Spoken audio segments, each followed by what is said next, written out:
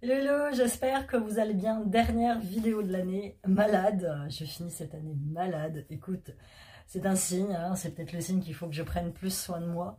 J'espère que vous allez bien. Je vous souhaite par avance un très bon réveillon du nouvel an, une très belle nouvelle année. Alors c'est une vidéo que j'avais déjà fait l'année dernière. C'est une espèce de vidéo bilan de 2024. Je vous la tourne un petit peu avant le nouvel an parce que j'y ai beaucoup réfléchi et je voulais vous la faire à chaud comme d'habitude. C'est pas une vidéo qui a été très préparée, c'est une vidéo dans la spontanéité, dans mon quotidien. Mais j'ai pris quand même quelques petites notes. J'ai regardé ma vidéo de l'année dernière pour voir ce que j'avais prévu de faire cette année en 2024. Et je me suis aperçue qu'il y a beaucoup de choses de 2024 que j'ai faites. Et il y a aussi beaucoup de choses de 2024 que je n'ai pas faites. Juste avant d'entamer la discussion avec vous, si vous n'êtes pas abonné à ma chaîne, abonnez-vous. Je voulais vous remercier pour toute cette année de commentaires, toute cette année de soutien, toute cette année de commandes sur ma boutique, pour toute cette année de conseils, pour toute cette année de bienveillance dont vous avez fait preuve à mon égard. J'ai rencontré quelques-unes d'entre vous cette année. Ça me surprend toujours de me retrouver face aux gens qui me regardent en vidéo. Et franchement, c'est super sympa. J'aimerais bien faire une espèce de meeting, de meet-up dans lesquels on pourrait tous se rencontrer, dans lesquels on pourrait tous échanger. Ça serait cool, ça serait peut-être à penser, un futur projet. Mais vraiment, cette année, vous avez été incroyables. J'ai créé des liens avec certains d'entre vous. J'ai bloqué certains d'entre vous.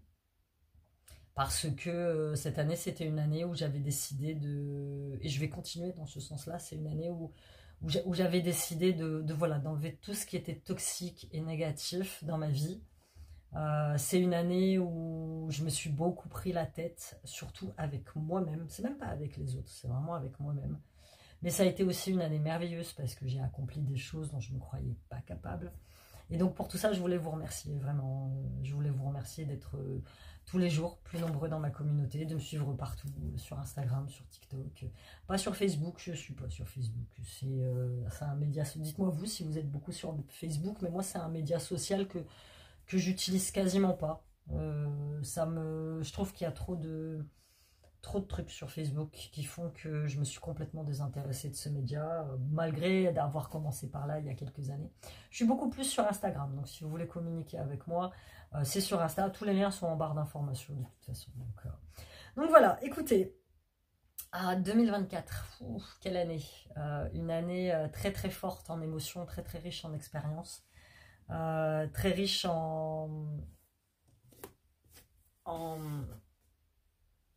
sortir de ma zone de confort en fait. Cette année, j'ai compris que si je voulais faire les choses, avoir des choses, il fallait que je me mette un coup de pied au cul en fait. Régulièrement, je me mets des coups de pied au cul parce que je peux pas rester dans la situation où je suis, dans le sens où si moi je fais pas, il y a personne qui fera pour moi en fait. Et cette année, ça a été vraiment ça a été vraiment l'année où j'ai pris conscience que j'étais vraiment seule en fait, à tous les niveaux, et je kiffe ça. Le plus grand point cette année que je vais aborder avec vous, c'est mon célibat. Je l'ai noté là, célibat.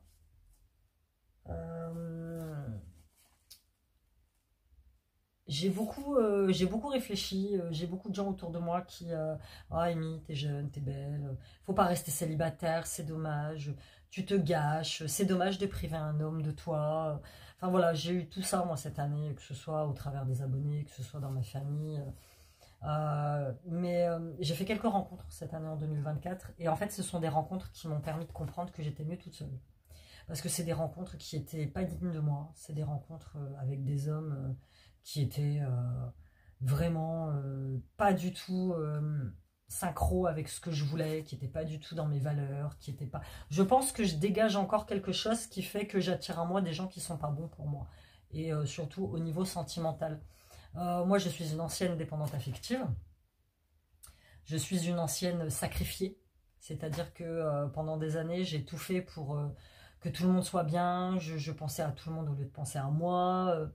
Enfin voilà, je suis une ancienne mosquée. Moi, je suis une femme qui a été élevée dans ce sens du sacrifice. On m'a toujours répété, quand j'étais plus jeune, qu'une femme devait se sacrifier pour sa famille, pour ses enfants, pour son travail, pour les gens autour d'elle. C'était comme ça, en fait. C'était ça, être gentille.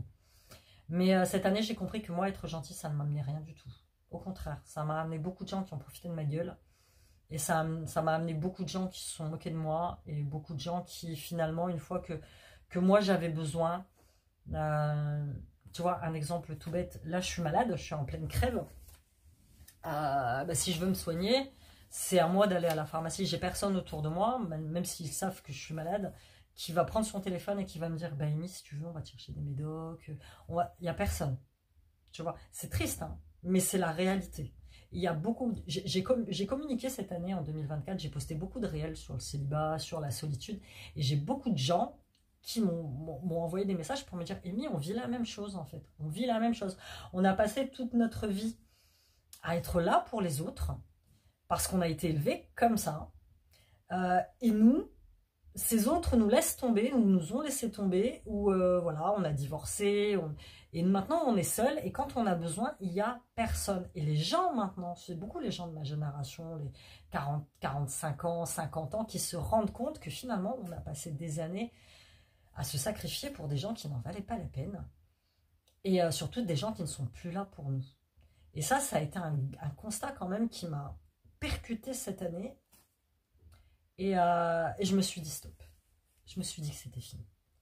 Je me suis dit que je ne ferais plus pour personne. C'est terminé. Et que concernant les rencontres amoureuses, j'avais décidé de mettre un gros stop. Parce que... alors, j'ai posté un réel il n'y a pas longtemps. C'était pour le Papa Noël, où je demandais au Papa Noël de me ramener un beau brun, musclé, grand, tatoué, tendre et affectueux. Et Mamie Suzette, c'est une petite dame que je suis sur Instagram, elle me met en dessous, tu vas finir par trouver l'homme idéal. Et moi je lui ai mis, l'homme idéal n'existe pas. L'homme idéal n'existe pas. Chacune a sa conception de l'homme idéal ou de la personne idéale, peu importe. Moi la mienne, elle n'existe pas. Elle n'existe pas. Et je pense que je ne la trouverai jamais. Parce que je suis arrivée à un âge où, putain, je suis bien toute seule, quoi. J'ai mon taf, j'ai mon appart, j'ai mes habitudes. Pourquoi est-ce que je vais laisser rentrer le peu de mecs que j'ai laissé rentrer dans ma vie cette année m'ont déçu. M'ont déçu. Alors il y en a, ils vont me dire, Mimi, il faut persister. Mais j'ai pas envie. J'ai pas envie parce que pour moi maintenant, c'est synonyme de temps perdu. C'est synonyme de temps perdu. Donc tu vois, je vais commencer cette nouvelle année 2025 avec une grosse lucidité sur ça. Tu vois, j'ai 48 ans. J'ai une vie qui est très avancée. Enfin, qui est bien avancée, tu vois. J'ai fait plein de choses dans ma vie. Bon, peut-être pas autant que j'aurais voulu. Mais tu vois, ma vie, elle commence maintenant. En fait, tu vois, mes enfants, ils sont grands maintenant. J'ai mon petit dernier, mon petit chouchou, qui va avoir 10 ans. Tu vois, c'est quand même grand. J'en ai un de 22 ans, un de 16 ans, qui sont plus ou moins autonomes. Ça, c'est un truc sur lequel il va falloir que je travaille aussi cette année, c'est de leur laisser de l'autonomie. Parce que parfois, je suis toujours dans ce trip de il faut que je fasse, en fait. Ils ont beau être grands, bah, ils ont quand même besoin de moi, je suis la maman, donc... Mais à un moment, je pense que, j'ai pris conscience de ça cette année, plus tu vas vouloir aider quelqu'un qui est en pleine capacité de ses moyens, plus tu vas vouloir faire pour lui, et en fait, plus tu le prives de ses propres responsabilités. Tu vois, moi j'ai mon grand qui a 22 ans, qui est en galère, puisqu'il n'arrive pas à trouver de taf, il n'a pas réussi à trouver... d'alternance pour continuer ses études. Donc là, ce qui se passe, c'est que moi, j'essaye de le pousser au maximum. Tu vois, parfois, je suis sur Internet, j'essaye de trouver des offres d'emploi, je lui propose et tout. Mais je vais le laisser se débrouiller. Laisse se débrouiller les gens. Évidemment, si tu as des gens en situation de handicap, voilà, qui peuvent pas, ok, tu te donnes un coup de main. Mais quand tu as des gens comme ça en face de toi, il n'y a pas que mon fils, hein, il y a beaucoup de gens en face de moi, qui sont en capacité de se débrouiller et qui sont bien il faut les laisser se débrouiller un petit peu. Parce que finalement, tu prends conscience que quoi qu'il se passe, ils arriveront jamais au résultat que toi tu espères. Moi, je suis quelqu'un qui a de très grandes attentes. Ça a toujours été. J'ai toujours eu de grandes attentes, que ce soit avec moi, que ce soit avec les gens qui m'entourent. Et quand les gens finalement finissent par faire des choses, c'est jamais assez bien pour moi. C'est dingue, hein.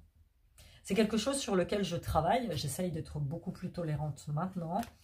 Mais ça, par exemple, ça a été une source de conflit avec le père de mes enfants pendant des années. C'est-à-dire que je m'attendais à ce qu'il fasse des choses parce que je savais qu'il était capable de faire ces choses. Moi, je suis quelqu'un qui voit le bien chez les gens. Tu vois, je vois pas... Je suis quelqu'un quand même d'assez méfiant, mais je vois beaucoup le bien chez les gens. Et parfois, Même quand ils n'ont pas de bien du tout, je le vois quand même. Tu vois, je sais pas d'où ça sort, mais je le vois quand même. Et je lui disais, mais allez, il faut faire ça, t'es capable et tout machin. Et finalement, quand il arrivait à faire des trucs et que c'était pas à ma hauteur, j'étais super déçue. Donc cette année, c'est pareil, c'est un de mes gros goals, des objectifs, c'est de laisser faire les gens autour de moi, de les laisser se débrouiller un petit peu. Et d'arrêter de faire la maman. Mais c'est pareil, que ce soit... Je t'ai raconté dans un de mes vlogs cette anecdote-là qui m'est arrivée là, pendant le marché de Noël. En fait, les profs à l'école savent que je suis une maman qui est très investie. Savent que je suis une maman qui bosse à la maison. Donc du coup, ils se permettent de me demander peut-être beaucoup plus de choses qu'ils nous demanderaient à une maman qui bosse à l'extérieur. Et tous les ans, bah moi je suis gentille, je fais des crêpes, je vais aider pour les fêtes de l'école, tu vois, j'achète, quand il y a des sorties à faire, bah, je fais des sorties avec les enfants, voilà. Et cette année, Siliane, il a un maître. Il a un prof qui est gentil, hein, je dis pas, il est sympa et tout, mais j'ai aucune affinité avec lui, aucune. Par rapport aux autres, c'était des maîtresses, peut-être le fait qu'elle soit maman, j'étais peut-être un petit peu plus proche, là, le fait que ce soit un homme, je sais pas, j'ai moins d'affinité avec lui. Et moi, j'ai toujours cette tendance à traiter Siliane comme un tout petit, alors qu'il est très grand, mais je suis sa mère, c'est peut-être un peu normal, tu vois. Et lui, il a tendance à traiter Siliane comme un grand, genre, tu vois, il est dans ses mains, bientôt dans 2 ans, il est au collège, enfin, voilà. Et cette année, pour la fête de l'école, donc il demande dans la classe qui va faire des crêpes pour vendre à la fête de l'école. Et puis Siliane, il a tout de suite dit maman, parce qu'il est habitué à ce que maman participe beaucoup à la vie de l'école. Et moi, il est rentré à la maison, il m'a dit maman, il faut que tu fasses des crêpes. Donc, me revoilà à faire des crêpes, une dizaine de crêpes. C'est rien, une dizaine de crêpes, mais intercalées dans l'emploi du temps que j'avais à ce moment-là. J'étais en pleine collection de Noël. J'avais des rendez-vous médicaux action qui s'est retrouvé à avoir beaucoup de galères au niveau des yeux. Comme tu le sais, les rendez-vous médicaux importants, c'est moi qui m'en occupe. Je délègue pas ça à Alex parce que voilà, il est à 1000 lieues de ce truc. Ça aussi, c'est une responsabilité dont je vais me décharger cette année. J'y reviens après. Et donc, je me suis retrouvée vraiment coincée avec très peu de temps pour faire ces crêpes. Donc, je les amène à l'école, je les tends au prof. Oh, le monsieur au chien. Attends. Enfin bref, le voisinage, ça on y reviendra aussi après. Et donc du coup, j'amène le mat. Alors déjà, je vais apporter les crêpes alors que c'est la semaine de mon ex-mari. Plutôt que de lui donner à lui, je vais les remettre en main propre. Et donc je me lève le matin. Enfin, je vais les remettre directement en main propre au maître. Ah, des crêpes, génial. J'ai pas un merci. J'ai tiqué tout de suite. Et là, moi, j'ai pris la résolution de ne plus participer à quoi que ce soit à l'école. Parce que ça va bien de passer pour la mère qui fait tout, pour la bonne maman, tu vois. Mais c'est pareil, c'est une image dont il faut que je me défasse. Parce que être la mère parfaite, ça m'amuse. En fait, ça m'amuse. J'ai pas le temps. Non seulement j'ai plus le temps, mais j'ai plus l'envie. Donc maintenant, je vais faire ce que je peux. Mais vraiment, je ne ferai plus ça. Pour en plus, après, le soir de la fête, te retrouver à acheter ta propre crêpe 1 € avec du Nutella qui n'est pas du Nutella. Pour dire ramener un petit peu d'argent dans la caisse. Donc ça, tu vois, c'est pareil, je le ferai plus. Donc je l'ai bien expliqué à Siliane et je lui ai dit, écoute Siliane, maman, avec tout le travail qu'elle a, elle peut plus, elle a plus le temps. Donc voilà. Donc ça, je ne le ferai plus. La mère courage, ça va, ça. Je ne suis pas une mère courage. Je suis une mère qui fait ce qu'elle peut. Mais je ne suis plus une mère courage. Il y en a, elles vont se délecter dans cette étiquette de mère courage. Moi, c'est pas mon cas. C'est pas mon cas. Voilà. Donc je t'ai parlé du célibat. Je t'ai parlé de la mère courage. Côté santé. Alors, côté santé, cette année, ça a été une année compliquée pour moi. J'ai déclenché donc une douleur au niveau du doigt. Donc, c'est une arthrose qui s'installe. Au niveau de mes genoux, c'est une arthrose aussi qui s'installe. Au niveau de mes cervicales, c'est catastrophique. Puisque c'est une grosse arthrose qui s'installe. Donc, j'essaye de me soulager au max. Comme j'ai pas trop envie de taper dans les antidouleurs, moi je prends de l'Isalgie. Comme j'ai pas trop envie de taper dans l'antidouleur parce que ça me destroy l'estomac, ça pareil, l'estomac ça a été une autre histoire complètement ouf cette année. Ben en fait je mets du chaud, je fais des massages, je fais ce que je peux. Malheureusement, plus les années vont avancer, en plus ici on a un hiver qui est hyper humide. J'ai eu un début d'hiver très compliqué avec 0 chauffage chez moi. Pour l'instant, ça suit son chemin. Là, ils nous ont remis le minimum de chauffage. C'est-à-dire que là, par exemple, dans ma chambre, j'ai un 18,4 dans mon salon. Là aujourd'hui il y a beaucoup de soleil, donc j'arrive à avoir un 20, mais on a un minimum de 18,5, 19 dans l'appart. Tout ça après avoir passé de multiples coups de téléphone à Dalkia, de m'être embrouillé avec la secrétaire de mon bailleur, d'avoir été voir quasiment tous mes voisins, de leur avoir envoyé des mails à répéter pendant plus d'un mois, des lettres recommandées. Ça bouge un petit peu. Je pense que ça va finir par payer. Parce que du coup, on est 400 dans la résidence et il y a plus de la moitié qui harcèle le bailleur pour avoir du chauffage. Donc ça a été une très grosse prise de tête pour moi cette année, vraiment, vraiment. Mais le fait de l'humidité, le fait du froid a compliqué beaucoup mon problème de santé. Si tu ne le sais pas, j'ai une spondylarthrite et la spondylarthrite n'aime pas l'humidité, n'aime du tout, n'aime pas le froid. Donc début d'hiver, un petit peu compliqué, ça m'a un petit peu miné le moral quand même. Il est parti, le mécochien. Donc ça m'a beaucoup miné le moral. Là j'ai rendez-vous avec mon rhumato dans pas longtemps. On va refaire mes radios et par contre cette fois je vais être moins courageuse. D'habitude à chaque fois que je vais le voir je lui dis oh, tout va bien et tout, je gère et tout. Mais là je vais lui dire je suis quand même hyper fatiguée. Je me lève le matin, j'ai quand même un petit peu de douleur. C'est moins fun. Là c'est moins fun. Donc je sais pas, moi je prenais ma piqûre, mon immunosuppresseur, je le prenais toutes les 8 semaines, peut-être revenir à 6 semaines. Je sais pas, mais ouais, ça a été un hiver, c'est un hiver compliqué au niveau de la santé pour moi. Vraiment. Mais bon, ça va, on tient le moral. Il y a pire que moi, hein. Il y en a qui sont en fauteuil roulant, j'ai un message. Il y en a qui sont en fauteuil roulant, donc voilà, on va pas trop se plaindre. On va pas trop se plaindre. Et j'ai pris la décision, là, pour 2025, de me servir de ma carte d'handicapé, que ce soit de ma carte de stationnement ou que ce soit de ma carte de priorité. Parce que je me suis rendu compte à quel point mon attitude parfois était stupide. On a été à Lille avec les gosses et à Euralille il y a 2 toilettes en fait pour tout le centre commercial et à un moment j'ai très envie de faire pipi, je descends aux toilettes et là la nana nous annonce une queue pour les toilettes de 25 minutes.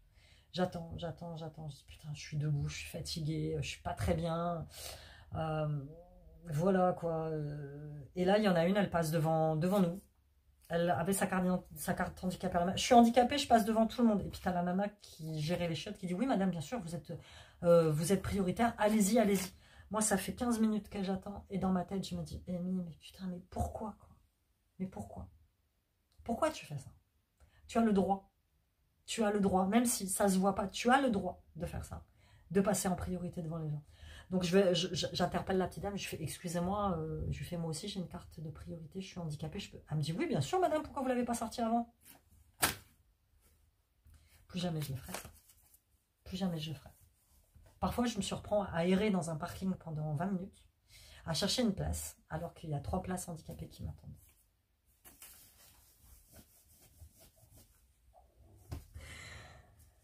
Côté thérapie, je pense que je vais revoir l'hypno. Pour faire au moins 1 ou 2 séances. Parce que, si tu le sais pas, je suis en pleine préménopause. Donc c'est très compliqué pour moi parce que même mes fils me l'ont fait remarquer, j'ai des changements d'humeur assez certains. Un coup ça va, un coup ça va pas, tout m'énerve, tout m'énerve. Mon sèche-linge qui tombe en panne en plein milieu du fait qu'on n'ait pas de chauffage, enfin... Tu vois, c'est vraiment des petits trucs, ou alors la porte qui est mal fermée, ça va m'énerver. Enfin... Tu vois, je me prends la tête pour des choses du quotidien dont je ne devrais pas me soucier en fait. Donc je pense que retourner voir l'hypno pour faire au moins 1 ou 2 séances, ça va me faire du bien. Je vais pouvoir parler à quelqu'un qui va être là pour m'écouter. En plus, c'est un gars génial. Je veux dire, il a une capacité d'écoute. Il est de bons conseils. La dernière fois que je l'ai vu, c'était quand je l'ai vu pour la dernière fois. C'était l'année dernière hein, déjà. Non, pas l'année dernière. Enfin, si, l'année dernière en 2024, mais... J'ai dû pour la dernière fois le voir au mois de mai. Il me semble, il faudrait que je regarde la dernière fois que j'ai été le voir. Mais là, j'ai besoin de... Tu vois, au fond de moi, j'ai un gros sac à vider et je peux pas le faire avec mon entourage, je ne comprends pas. Je peux pas le faire avec mes fils non plus, tu vois. Je peux pas le faire avec mes copines parce que elles ont leurs problèmes. Donc ouais, je pense que retourner voir l'hypno au moins 1 fois ou 2, ça va me soulager un petit peu. Donc ça, c'est dans un de mes objectifs. Sinon, côté finance, compliqué aussi, dans le sens où, comme tu le sais, je suis entrepreneur et je suis entrepreneuse. Il faut que j'arrête de dire entrepreneur, je suis une fille. Je vais pas me plaindre, hein. Je gagne de quoi vivre, je gagne de quoi payer mon loyer, de quoi payer mes finances, mais ça pourrait être mieux. Et en fait, cette année, je me suis rendu compte que j'avais investi dans des projets qui n'ont mené à rien. J'ai commencé plein de trucs que j'ai jamais fini. J'ai investi dans des trucs, surtout concernant ma boîte de bijoux. J'ai investi dans des fournisseurs qui n'étaient pas terribles. J'ai eu un petit peu de retour par rapport à des bijoux que j'avais fait, qui avaient mal vieilli, mal vécu. Donc ça, je m'en suis rendu compte. Et je pense que moi, j'étais dans ce truc de faire beaucoup, beaucoup, beaucoup, beaucoup. Je t'ai sorti des collections avec 50 pièces, quoi. C'est juste pas possible. Donc cette année, un de mes objectifs, ça va être de faire moins, mais ça va être d'investir dans des pièces de meilleure qualité. Tu vois, il y a quelques années, je définissais Eora Bijoux comme une boutique fantasy, de bijoux fantasy. Mais en fait, je ne suis pas une boutique de bijoux fantasy, je suis une artisane qui va te proposer des pièces et des modèles uniques. Et cette année, mon gros objectif, ça va être de te proposer des pièces, alors forcément plus chères, mais mieux travaillées et de meilleure qualité. Donc ça, c'est un de mes gros objectifs, et de trouver de meilleurs fournisseurs surtout. De trouver de meilleurs fournisseurs, et c'est ce qu'il y a de plus compliqué pour moi. Je pense qu'on est toutes créatrices, par exemple, de bijoux, machin, à avoir des difficultés avec des fournisseurs. C'est vraiment... moi, cette année, ça a été un petit peu compliqué. J'ai changé beaucoup de fois. Et pas réussi à trouver de... Je travaille avec de bonnes personnes, hein, mais voilà, il faut que j'améliore ce truc-là. Il faut que j'améliore ce truc-là. Cette année, j'ai aussi décidé de me chercher une agence pour me représenter. Parce que j'arrive à un petit nombre d'abonnés sur YouTube qui est non négligeable. Hein. Je suis à 35 000 abonnés, je trouve que c'est plutôt bien. Et j'ai du mal à gérer les partenariats, j'ai du mal à gérer les demandes extérieures. Je pourrais avoir beaucoup plus que ce que j'ai maintenant. Mais vu que je fais tout toute seule, voilà, je vais chercher une agence qui va me représenter et qui va s'occuper de tout le côté logistique des choses. Et je vais peut-être aussi me tourner vers un community manager ou un freelance pour m'aider au niveau des réels, au niveau des publis, parce que j'ai un gros besoin d'organisation dans mon travail que je n'ai pas. Puisque je gère tout en fait, je m'occupe de tout. Et ça, cette année, c'est pareil, il faut que j'arrête d'essayer de tout gérer, d'essayer de faire la grosse chef d'entreprise qui fait tout toute seule. Parce qu'on va pas se mentir, les bons et gros chefs d'entreprise ont une équipe qui les aide. Voilà. Moi, j'arrive à un point où être toute seule, ça me pèse. Fabriquer mes bijoux, faire les photos des bijoux, mettre les bijoux sur les sites. Faire tout ce qui est storytelling, tout ça autour des bijoux. Ensuite, faire la pub pour les bijoux. Faire la pub sur les réseaux sociaux. Imprimer les flyers. Ensuite, réceptionner les commandes. Refabriquer les bijoux s'il en manque. Emballer les commandes. Filmer les réels des commandes. Poster le tout sur les réseaux sociaux. Aller à la poste. Enfin, après, tu as tout ce qui est addictémie, tourner les vidéos, trouver les idées de vidéos, monter les vidéos, faire les miniatures de vidéos, faire les pubs des vidéos sur les réseaux sociaux. Oh, t'imagines même pas. Et en ce moment, je te tournais une vidéo par jour. T'imagines même pas la galère que c'est pour moi. Quand les enfants, alors quand les gosses sont chez leur père, c'est très bien, j'ai toute ma scène, j'arrive à m'organiser, j'arrive à faire, voilà, c'est un peu galère, c'est pour ça que j'ai des heures aléatoires pour te poster mes vidéos. Un coup je vais te les poster à midi, un coup je vais te les poster à 16h, un coup je vais te les poster à 21h. Mais quand les gosses sont chez moi et que je suis toujours tournée vers eux, non-stop, maman, maman, maman, maman, maman, maman, maman, il faut faire ci, maman, il faut faire ça, j'ai moins de temps. À moins de me lever à 3h du matin et de me coucher à 3h du matin, je ne sais pas comment faire. Donc, je pense que je vais prendre quelqu'un d'extérieur à qui je vais filer mes montages en fait, de vidéos. Ça va me libérer, sans mentir, hein, si j'arrive à trouver quelqu'un avec des tarifs raisonnables, juste pour faire les montages de mes vidéos, ça va me libérer 1h30 par jour. Après, je pense que je vais ne plus te poster de vidéos tous les jours parce que c'est très énergivore pour moi. Et moi, je veux toujours bien faire. Et je veux toujours te poster de bonnes vidéos. Mais il faut que je les trouve, ces idées de vidéos. Tu vois, bien souvent, cette année, ça a été quoi? Ça a été des hauls, ça a été des vlogs. Je t'ai fait moins de vlogs psycho que l'année d'avant. C'est des retours de course, c'est des vlogs, mais des vlogs du quotidien. Et parfois, dans ma vie, il se passe rien. Donc là, ces derniers temps, je te mettais des vlogs, mais que je faisais sur plusieurs jours pour avoir des choses intéressantes à te dire. J'avais dit que je te ferais mes pots, je te ferais mes petits mots psycho de 2023. Je ne les ai pas finis, sauf que j'ai le pot de 2024 qui attend. Donc voilà, je pense arriver à un rythme de vidéo de 3 fois par semaine, c'est bien. Comme ça va me libérer du temps pour moi pouvoir faire autre chose, pour pouvoir te créer du meilleur contenu, plus en adéquation avec qui je suis, puisque finalement j'ai un petit peu évolué. Il y a des choses que je te postais ou que je te publie il y a 3-4 ans, que je ne peux plus te publier, puisque c'est plus du tout en accord avec moi-même. Donc voilà. Mais quelque chose que je me suis engagée à faire, c'est à te recoller au quotidien. Là, je te postais des vlogs qui avaient de mots. Tu vois, même moi, je m'en suis rendu compte, c'était trop. Donc là, je vais te poster des vlogs quotidiens qui seront tout récents. 1 semaine, 2 semaines grand max. Donc pour recoller un petit peu plus à l'actualité et pour recoller un petit peu plus à mon quotidien en fait. Donc ça, je me suis engagée à le faire. Je t'ai posé la question sur Insta et je t'en ai parlé dans mes vlogs. Tu m'as dit que tu étais OK et que c'était mieux pour toi. Donc voilà, je vais faire ça aussi. Les voyages, ça c'était un de mes gros objectifs de cette année. C'était de voyager un petit peu. J'ai réussi. J'ai fait 3 voyages, dont 2 gros qui m'ont vraiment ouvert le cœur et que j'avais très à cœur de faire. Premier voyage, je suis allée passer un week-end à Lille. Ça m'a fait du bien. C'est la première fois que je faisais ça. C'est la première fois que je partais sans mes gosses.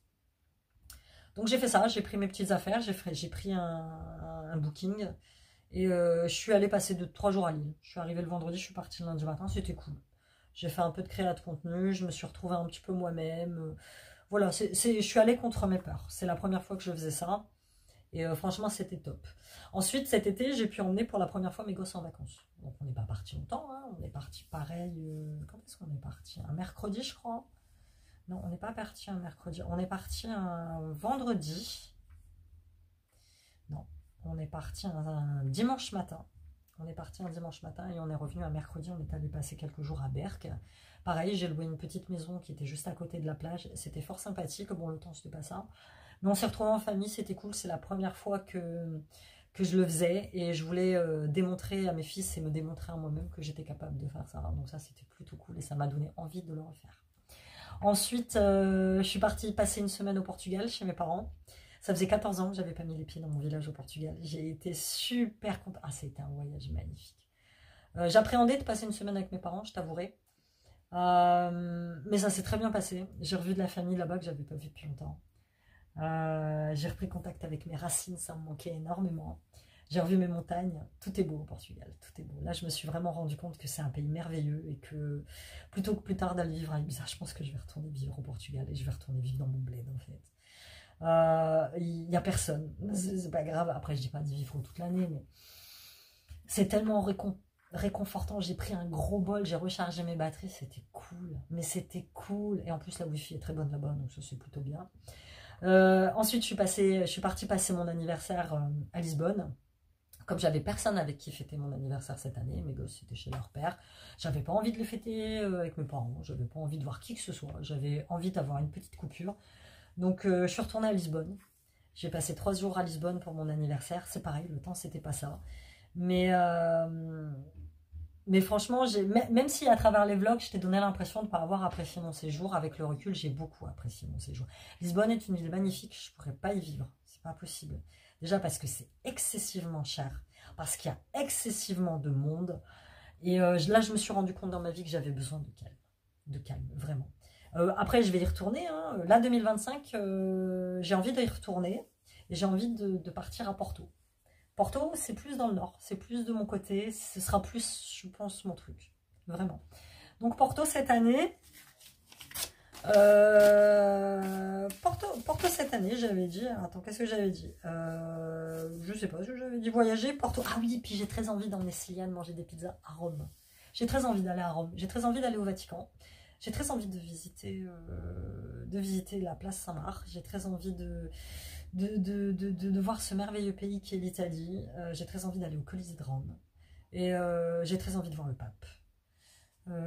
C'est pas pour une question de religion ou quoi, c'est que je suis quelqu'un de profondément... j'ai la foi en l'univers. J'ai la foi en Notre-Dame de Fatima, que j'ai revue cette année, ça m'a fait pareil, un bien fou. J'aime bien le pape. Et j'ai envie de me retrouver dans ce lieu de culte, je sais pas. Et Sissi me dit, maman, j'ai très envie d'aller manger une vraie pizza en Italie. Donc j'emmènerai peut-être Sissi avec moi. Je ferai peut-être juste un voyage avec lui. Tu vois, j'ai emmené Siam à Ibiza. Sean, pour l'instant, je l'ai emmené nulle part. Il est parti faire des vacances avec moi, mais voilà, j'ai envie d'emmener Sissi à Rome. Venise, c'est pas mon kiff, mais j'ai très envie d'emmener Sissi à Rome, et la vidéo fait déjà une trentaine de minutes. Et voilà, sinon, ne plus m'investir dans ce qui ne me rapporte rien, et dans ce qui me fait perdre mon temps.